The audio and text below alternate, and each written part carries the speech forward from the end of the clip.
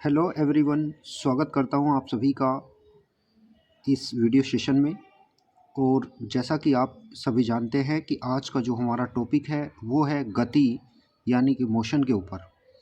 तो इसमें हम क्या क्या चीज़ें कवर करेंगे और किस किस चीज़ के ऊपर डिटेल में डिस्कस करेंगे, उन सभी को मैं आपको एक बार समझा देता हूं।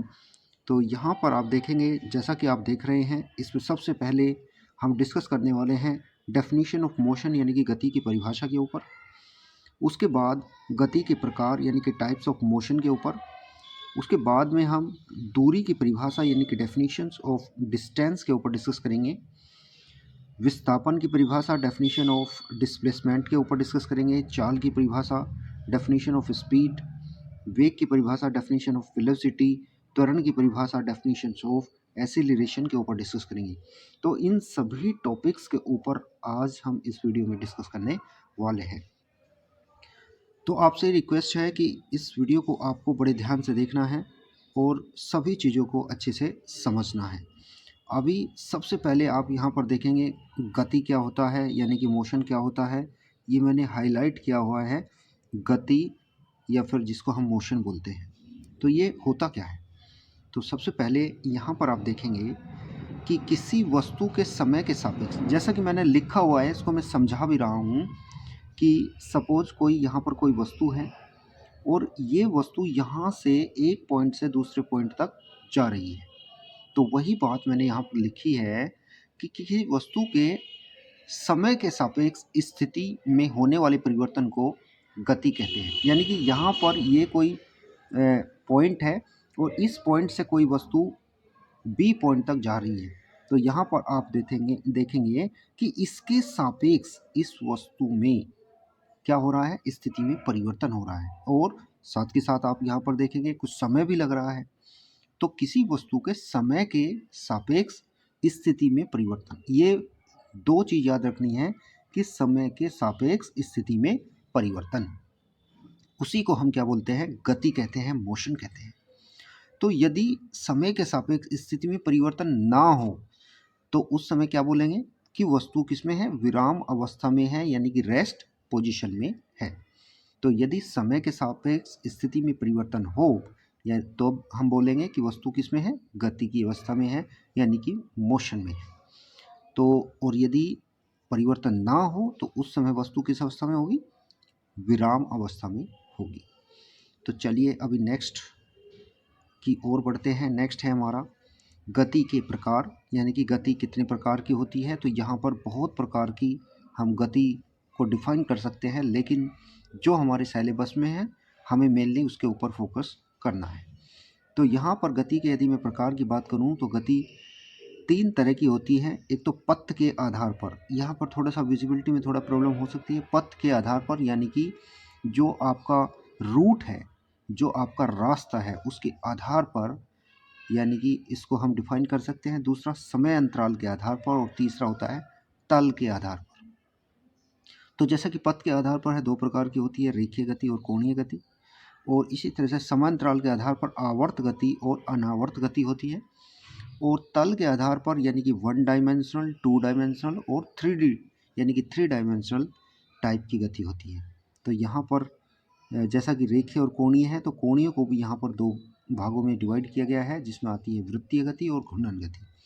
लेकिन मेनली हमें किसे पढ़ना है, हमें पढ़ना है रेखीय गति को, यानी कि लीनियर मोशन को। तो लीनियर मोशन बोले या सिंपल लीनियर मोशन, यानी कि सरल आवर्त गति को हमें पढ़ना है। तो सरल आवर्त गति होती क्या है? तो सरल आवर्त गति क्या होती है? जो गति सरल रेखा में होती है, यानी कि ये कोई सीधी रेखा है, इसके ऊपर यदि कोई जा रहा है, कोई वाहन, कोई वस्तु या कोई पिंड, तो उसकी जो गति होगी वो गति होगी सरल गति, यानी कि सिंपल लीनियर मोशन, सरल रेखीय गति, जैसा कि नाम से ही स्पष्ट हो रहा है। तो अभी इसका डाउट हो गया आपका क्लियर। अभी नेक्स्ट आता है आपका कि सरल रेखीय गति को हम किस तरह से इसको दिखाएंगे। तो यहाँ पर सपोज कोई एक सरल रेखा है और ये कोई वस्तु है ए। तो जब वस्तु ए पॉइंट पर होती है तब उसकी जो गति है, तो उस समय कोई गति नहीं हो, लेकिन जैसे ही वो बी पोजीशन पर पहुंच जाती है तो इसका मतलब वो, ये तो 30 है यानी कि 30 ये मीटर की जो डिस्टेंस है, सपोज मीटर में है तो 30 मीटर की डिस्टेंस वो कवर कर चुकी होती है। जब यही सी पर पहुंच जाती है तो 60 मीटर की डिस्टेंस कवर करेगी, यही डी पर पहुंचेगी तो 90, और यदि यही ई पर पहुंचेगी तो 100 मीटर की डिस्टेंस कवर कर लेती है। यानी कि इससे पता लगता है कि वस्तु की स्थिति में परिवर्तन हो रहा है, लेकिन ये एक सरल रेखीय पथ पर हो रहा है, तो इसकी गति होगी सरल रेखीय गति। अभी मेनली हम दो रूप से इसको गति को पढ़ेंगे, जैसा कि एक समान गति होती है और दूसरी होती है असमान गति। तो जो एक समान गति होती है उसको कैसे बोला जाता है कि वस्तु यदि समान समय अंतराल में, यानी कि टाइम का जो अंतराल होगा वो समान होगा, और यदि समान समय अंतराल में यदि कोई वस्तु समान दूरी तय करती है, यानी कि डिस्टेंस भी समान होनी चाहिए। जैसे मैं बोलूँ कि 5 सेकंड में आपका 10 किलोमीटर की दूरी, तो अगले 5 सेकंड में कितना होगा, 10 और हो जाएगा, यानी कि 20 किलोमीटर हो जाएगा टोटल। इसी तरह से 5 में अगले 30 का हो जाएगा, यानी कि 10 10 10, यानी कि डिस्टेंस बढ़ रही है according to equal time 5-5 second के। तो ये होगी समान गति। और इसी तरह से असमान गति में क्या बोलेंगे कि समान समय होगा लेकिन दूरी क्या होगी, असमान होगी। तो ऐसी गति को हम क्या बोलेंगे, असमान गति बोलेंगे। अभी नेक्स्ट बढ़ते हैं हम। कुछ डेफिनीशंस हैं जो कि मैं पहले भी डिस्कस कर चुका हूँ, लेकिन ये बेस है तो मुझे सभी कंसेप्ट को क्लियर करते हुए चलना है, सो दैट टॉपिक का कोई भी ऐसा कंटेंट ना बचे जो आपको मैं समझा ना पाऊँ। तो इसलिए मैं हर एक बेसिक चीज़ को इसमें इंक्लूड करते हुए चल रहा हूँ। तो यहाँ पर आप देखेंगे दूरी के विषय में, जिसको बोला जाता है डिस्टेंस। तो आखिर दूरी क्या होती है, डिस्टेंस होती क्या है, तो इसमें आप समझेंगे कि सबसे पहले यहाँ पर देखेंगे कि सपोज़ कोई एक पॉइंट यहाँ पर है, कोई दूसरा पॉइंट यहाँ पर है, तो मुझे पॉइंट ए से पॉइंट बी तक जाना है। मुझे कहाँ जाना है, पॉइंट ए से। तो यहाँ पर आप देखेंगे मुझे पॉइंट ए से पॉइंट बी तक जाना है। तो पॉइंट ए से पॉइंट बी तक जाने के कई रास्ते हो सकते हैं, यानी कि यदि मैं इस तरह से जाऊँ या फिर इस तरह से यहाँ पर सी पॉइंट से होता हुआ जाऊँ, या फिर यहाँ से डायरेक्ट जाऊँ, या फिर ऐसे जाऊँ, तो इस तरह से कई सारे रास्ते हो सकते हैं। लेकिन दूरी की जो डेफिनेशन क्या बोलती है कि किसी गतिमान वस्तु द्वारा किसी समय में तय किए गए पथ, यानी कि लेंथ ऑफ वे की जो लंबाई होती है उसे हम वस्तु द्वारा चली गई दूरी कहते हैं। यानी कि जो भी वस्तु द्वारा एक स्थान से दूसरे स्थान तक जाने में जो दूरी तय की जाती है उसकी जो लंबाई होती है, उस लंबाई को हम क्या बोलते हैं, दूरी बोलते हैं। या इसको ऐसे भी बोल सकते हैं कि किसी भी दिशा में तय की गई कुल लंबाई, किसी भी दिशा में तय की गई कुल लंबाई। और यहाँ पर आप देखेंगे कि जो दूरी है उसमें क्या होता है, परिमाण की आवश्यकता होती है, यानी कि उसकी जो वैल्यू है ना वो चाहिए केवल। और ये क्या होती है, एक अदिश राशि होती है, क्योंकि इसमें परिमाण के साथ दिशा की आवश्यकता नहीं पड़ती है। तो ये हमें याद रखना है कि ये एक अदिश राशि होती है। अदिश मतलब विदाउट डायरेक्शन, यानी कि बिना किसी दिशा के। ओनली इसमें क्या होता है, परिमाण। परिमाण का मतलब होता है जैसे कि आपका लिखा जाए, सपोज 3 है, 3 किलोमीटर मैंने लिख दिया, तो यहाँ पर जो 3 किलोमीटर है, जो 3 है जो संख्या होती है वो क्या होती है, परिमाण होती है। तो यहाँ पर आपने दूरी के कंसेप्ट को समझा। अभी हम समझेंगे विस्थापन के विषय में। अब विस्थापन होता क्या है। विस्थापन के लिए फ्रेंड आप यहाँ पर इस तरह से समझ सकते हो स्टूडेंट्स कि सपोज़ यहाँ पर कोई एक पॉइंट है, यहाँ पर दूसरा पॉइंट है, और इस पॉइंट से इस पॉइंट तक जाना है। तो मैंने बताया कि इसको दूसरे तरीके से भी जा सकते हैं, लेकिन यहाँ पर हमें देखना है कि हमारा शॉर्टेस्ट रूट कौन सा होगा। तो इसमें क्या होगा कि इसमें हमें डायरेक्शन का भी ध्यान रखना है और इसमें शॉर्टेस्ट रूट का भी ध्यान रखना है। तो जो शॉर्टेस्ट रूट होगा तो वो जो दूरी होगी शॉर्टेस्ट रूट की, वही होता है विस्थापन। तो सपोज़ हमें यहाँ पर सी पॉइंट तक पहुँचना है, तो एक तो तरीका है हम ए से बी पर जाएं, दूसरा बी से सी पर जाएं, लेकिन एक तरीका है शॉर्टेस्ट कि ए से डायरेक्ट सी पर इस तरह से चले जाते हैं। तो ये जो होता है, ये शॉर्टेस्ट जो डिस्टेंस होती है वो होती है आपका विस्थापन। तो किसी गतिमान वस्तु द्वारा किसी समय में निश्चित दिशा में चली गई दूरी उस वस्तु का क्या कहलाती है, विस्थापन कहलाती है। उसके बाद यहाँ पर हम बोल सकते हैं कि वस्तु द्वारा निश्चित दिशा में तय की गई न्यूनतम दूरी, ये एक ही लाइन में हम इसको डिफाइन कर सकते हैं कि वस्तु द्वारा निश्चित दिशा में तय की गई न्यूनतम दूरी विस्थापन होती है।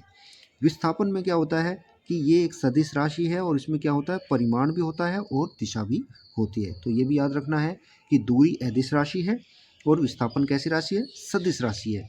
सदिश राशि ऐसी राशि जिसमें परिमाण और दिशा दोनों होते हैं। अभी एक नोट है, इसमें देखेंगे कि किसी वस्तु का जो विस्थापन है वो शून्य हो सकता है। देखो, विस्थापन तो शून्य हो सकता है लेकिन दूरी शून्य नहीं होती है, ये हमें याद रखना है। जैसे कि आप देख सकते हैं, यहाँ पर एक एग्जाम्पल मैंने लिया है, बहुत अच्छा एग्जाम्पल। तो यहाँ पर आप देखेंगे कि सपोज कोई वस्तु ए से बी तक गई, तो 5 किलोमीटर डिस्टेंस है ए से बी तक। फिर वही वस्तु बी से ए तक वापस आई, तो आप देखेंगे इसके द्वारा चली गई दूरी कितनी होगी, 5 इधर चली और 5 इसने वापस किया, तो 5 और 5 कितना हो गए, दूरी कितनी हो गई, ये हो गई आपकी 10 किलोमीटर। कितनी हुई, 10 किलोमीटर। लेकिन फ्रेंड्स यहाँ पर आप देखेंगे स्टूडेंट्स कि यहाँ से ए से आप बी पर गए, ए से आप किस पर गए, बी पर गए, तो यहाँ से आप ए से बी पर गए और बी से फिर वापस उसी पोजीशन में आ गए, तो यहाँ पर जो आपका विस्थापन होगा वो होगा आपका 0, क्योंकि आपके द्वारा जो विस्थापन शॉर्टेस्ट डिस्टेंस है वो कवर नहीं हुई है, क्योंकि आपने अपनी पोजीशन चेंज नहीं किया है। तो यहाँ पर ए के ए में ही आप वापस आ गए हैं, तो यहाँ पर आपका विस्थापन हुआ 0। अभी नेक्स्ट देखेंगे हम, इसमें आप चाल के विषय में, ये चाल के विषय में मैं डिफ़ाइन कर चुका हूँ, लेकिन मैं एक बार इसको अच्छे से दोबारा से बता रहा हूँ कि चाल होती क्या है, स्पीड होती क्या है। तो स्पीड के विषय में मैंने बताया था कि कोई वस्तु एकांक समय अंतराल में, यानी कि यूनिट टाइम इंटरवल में जितनी दूरी तय करती है उसे उस वस्तु की चाल कहते हैं। तो यहाँ पर दूरी है, दूरी को किससे डिवाइड कर दो, समय से डिवाइड कर दो। और जब भी किसी भौतिक राशि को समय से डिवाइड किया जाता है तो उसकी रेट यानी कि दर निकल जाती है। तो यह इसको हम ऐसे भी बोल सकते हैं कि एकांक समय में चली गई दूरी, एकांक समय में चली गई दूरी क्या कहलाती है, वस्तु की चाल कहलाती है, वस्तु की। अभी इसी के साथ में हम यहाँ पर देखेंगे इसके मात्रक के विषय में कि चाल का मात्रक यूनिट क्या होता है। तो यहाँ पर जैसा कि फॉर्मूला है एस यानी कि speed equal to distance upon time, तो मात्रक निकालने का एक ही तरीका है, जो उसका फॉर्मूला होता है उसमें सीधा उसकी क्वांटिटीज़ के मात्रक लिख लीजिए। जैसे डिस्टेंस है, डिस्टेंस का मात्रक क्या होता है, मीटर, और टाइम का मात्रक होता है सेकंड, तो मीटर पर सेकंड इसका हो गया मात्रक। तो चाल का मात्रक क्या हुआ, मीटर पर सेकंड। और चाल कैसी राशि है, ये एक अदिश राशि है क्योंकि इसमें दिशा की कोई आवश्यकता नहीं होती है। तो अभी चाल का हमने कंसेप्ट क्लियर किया, तो अभी इसके बाद में हमारा आता है वेग यानी कि वेलोसिटी। वेलोसिटी होती क्या है, तो कोई भी वस्तु एकांक समय अंतराल यानी कि यूनिट टाइम जो इंटरवल होता है उसमें जितना विस्थापित होती है, वहाँ पर हमने पढ़ा था दूरी के विषय में कि जितनी दूरी तय करती है, तो वहाँ पर था चाल। लेकिन इसमें वेग में क्या होगा कि दूरी की जगह हम क्या ले लेंगे, विस्थापन ले लेंगे कि कितना विस्थापित होती है, तो वही उस वस्तु का क्या कहलाता है, वेग कहलाता है। तो किसी निश्चित दिशा में गतिशील वस्तु की स्थिति में परिवर्तन की दर को उसका क्या कहते हैं, वेग कहते हैं, या वेग का फॉर्मूला है विस्थापन अपॉन समय अंतराल। चाल में हम क्या करते थे, दूरी को यानी कि डिवाइड करते थे किससे, टाइम से, लेकिन यहाँ पर हम किसको डिवाइड करेंगे, यहाँ पर विस्थापन को डिवाइड करेंगे किससे, टाइम से। तो यदि हम विस्थापन को टाइम से डिवाइड कर देते हैं तो हमारा निकल जाता है वेग। तो वेग क्या होता है, एकांक समय में जो वस्तु विस्थापित होती है, एकांक समय में जो वस्तु कितना विस्थापित हुई उसे हम वस्तु का क्या कहते हैं, वेग कहते हैं। या फिर हम बोल सकते हैं कि जो पथ है उसकी जो न्यूनतम दूरी होती है वो विस्थापन होती है, उसको समय से भाग कर दो तो वो हो गया आपका वेग।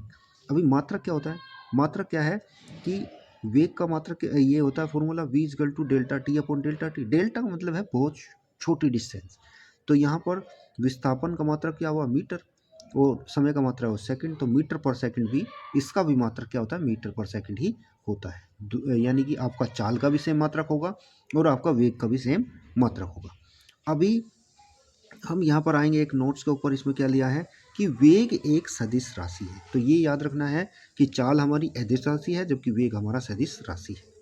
अब एक कंसेप्ट आती है एवरेज स्पीड की और एवरेज वेलोसिटी की। तो एवरेज जहाँ भी वर्ड आ जाए तो वहाँ पर क्या करना है आपको कि कुल दूरी अपॉन कुल समय। यानी कि एवरेज सपोज स्पीड निकालनी है तो स्पीड में हम दूरी लेते हैं, तो कुल दूरी को यदि हम कुल समय से डिवाइड कर दें, यानी कि टोटल डिस्टेंस को टोटल टाइम से डिवाइड कर दें, तो हमारी एवरेज स्पीड आ जाएगी। लेकिन यदि हम दूरी की जगह क्या लेते हैं, विस्थापन, तो विस्थापन क्या आएगा, यानी कि औसत वेग आएगा।